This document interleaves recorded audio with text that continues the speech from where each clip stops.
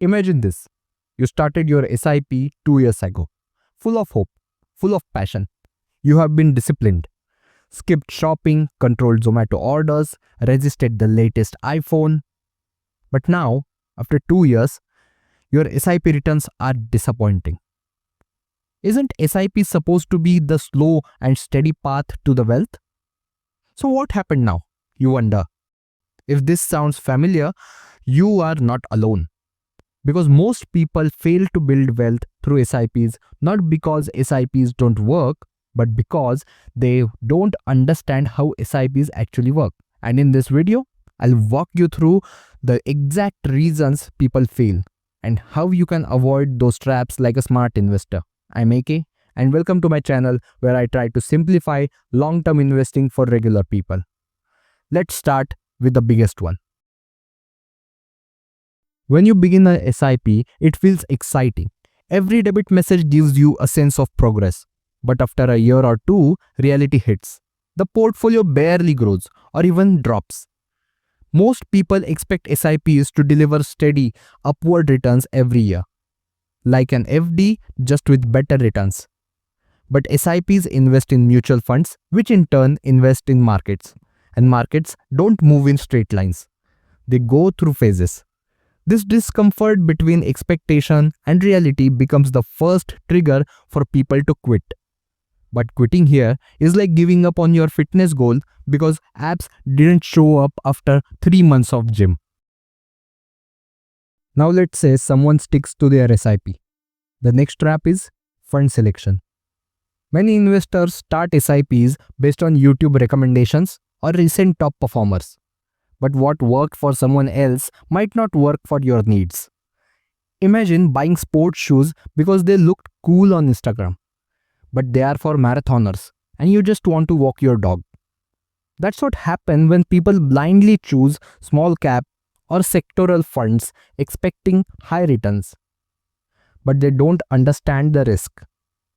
Choosing the wrong fund is like running in the wrong direction. You are moving, just not towards your goal. Now here comes the real test. Market corrections. When markets fall, your SIP amount stays the same, but your portfolio shows red. Most of the investors panic here. Why invest if my money is going down? They think. And so they stop SIPs, missing the very moment where wealth building accelerates. You see, SIPs work best when markets are down because you buy more units for the same price. Staying invested during a fall is not easy, but it's what separates the winners from the quitters. Another silent killer of SIPs: no personal connection to goal.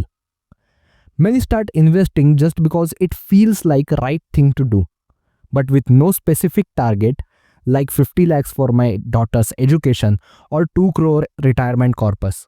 There is no emotional anchor. And without a goal, SIP feels like another EMI. Easy to stop when budgets get tight. The smart investor knows that wealth building isn't just about numbers. It's about process. It's about purpose. When you know what you are investing for, every SIP feels less like an EMI and more like a building block for your future. So what does actually work? Let me simplify it for you. Here's what real long-term wealth building with SIP looks like. Start with what you can afford but increase it every year. Pick funds that match your goals and risk. Stay invested even during crashes, especially during crashes. Keep it boring, automatic and long-term. The less exciting it feels, the better it's probably working. This combination of patience, consistency, and a little courage is where the magic happens. To wrap this up, SIPs don't fail. People do when they expect magic, chase hype, or give up early. But if you treat your SIP like a long journey with some rough roads and beautiful destinations, you'll reach places others never do. Remember, smart investing is not about doing everything right, but avoiding a few big mistakes. Thanks for watching.